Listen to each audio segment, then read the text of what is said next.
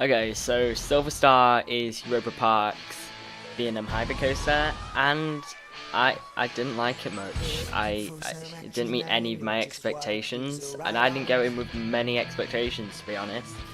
I went in expecting an average ride, like decently fun, but I didn't even receive that. I didn't enjoy this coaster a whole lot. I mean, it was fine, but it was certainly very, very weak compared to other coasters that I've ridden and the other two coasters in the park. Um, but anyway, let's get on to this review. I'm not going to be too negative about it. I'm going to give it a fair judgment, but just just letting you guys know that this coaster wasn't as good as I was expecting it to be. Don't go in with high expectations or like really any expectations at all. It's not a great coaster, to be honest. But yeah, we'll go on to the review. So, as it's been the same for all of them, intensity we start off with, and that is me getting a 6 out of 10.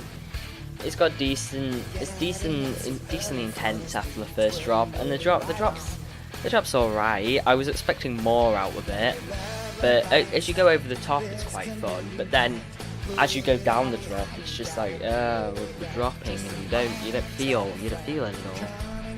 So yeah, but at the bottom you get some quite good forces, like some decent positives, and along the hills you get some negatives. You get a little bit, you like feel the airtime, but you don't actually lift out of your seat at all.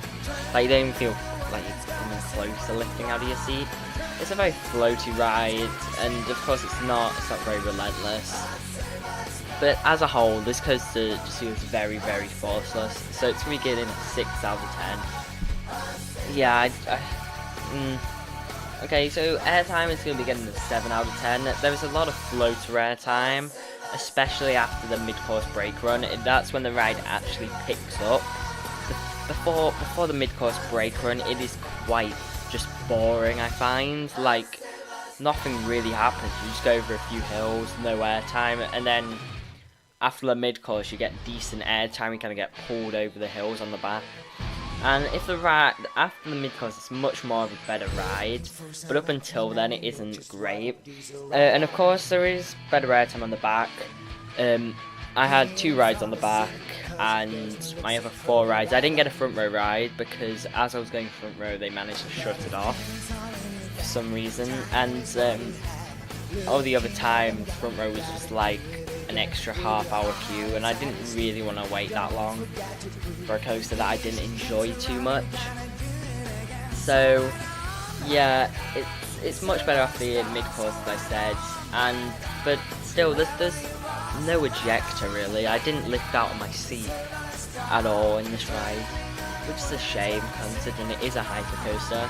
The next category is drop, and it's going to be receiving a 7. It's very tall, and yeah, you get great views over the surrounding area, which is very nice. But it doesn't feel as fast as you think it would be, and there's a bit of whip as you go over the top, but not really. But overall, it's just pretty tame.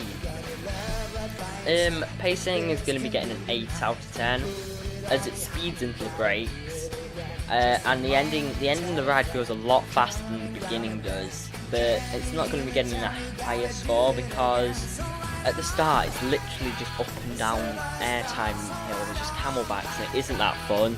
It feels very slow going over them, which is why it isn't going to be receiving a higher score. The next category is smoothness, where it's going to be getting a 7 out of 10. It's quite a bad rattle if you're sat on the outside seat, but it's not too rough that it affects your experience, and I think that comes in with the restraint too. If it was an over-the-shoulder restraint, it would feel more rattly, but it is just a clamshell, of course.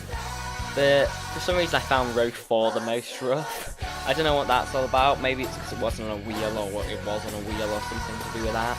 But I don't know. I don't really know, but that's what I found. Theming and near misses, it's going to be getting a 6 out of 10. The Mercedes Hall is nice. Very nicely themed, but the station is very bare bones. Like, there's not much in there. There's like a big poster, well, I don't know what it is. It's like like old Mercedes people on the wall, kind of. It's kind of like a poster, but not really. There are no misses or feelings during the ride, of course, because it is a car park coaster, which is the ride's main downfall. And yeah, of course, there is no terrain or rock work either. Restraints, they're going to be getting a 6 out of 10. I was expecting more out of them, because they can be really tight and hard to get air time in times. And if you're on the outside seats, literally, you get stapled so bad. Like my first ride, I had it like pulled down far enough so that I would be able to get air time, but it wasn't like really loose or anything. And then the employee literally like put all his weight on my restraint. Like he literally lifted his feet off the floor and put all his weight on my restraint, and then I was absolutely stapled. And I noticed he was doing that for the whole day, which was horrible. But when it's loose, it's quite nice, and it's a lap bar. It's not over-the-shoulder restraints, which is good. But yeah, it's going to be getting a 6 out of 10. So overall, this ride's going to get a 7.5 out of 10.